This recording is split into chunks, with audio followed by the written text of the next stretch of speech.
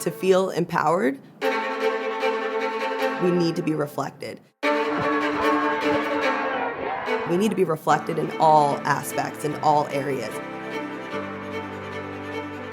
It's a matter of continuing to do that unlearning, to continue having those uncomfortable conversations. I know that it's uncomfortable for people to talk about race and racism, but if we don't get uncomfortable, when are things going to change? Thinking about my experiences in the Lucasville Community Center growing up, I definitely participated in a lot of youth development programs, not making the connection of why these programs are important or why I need to be in these programs.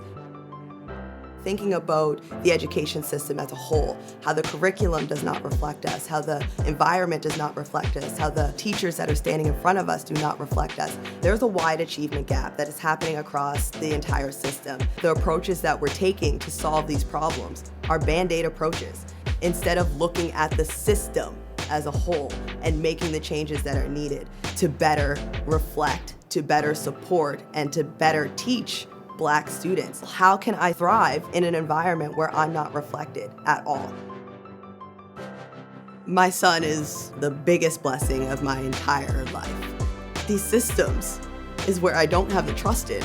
I know firsthand what his experiences are going to be like growing up, going through predominantly white institutions that don't understand him. For us to feel empowered as a Black community, we need to be reflected in all of these spaces, and that includes the individual standing in front of us. Going through those programs is what really started shaping my life.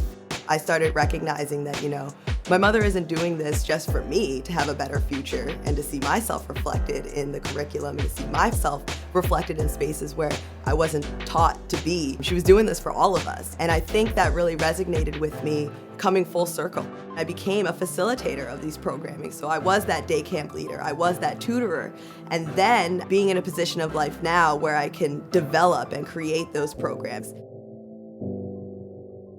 Our Black youth are well prepared or well situated to make the change. So I can't really predict what's going to be next. I'm just that support and guide person behind them. I'm Chanae Parsons, and this is my Black experience.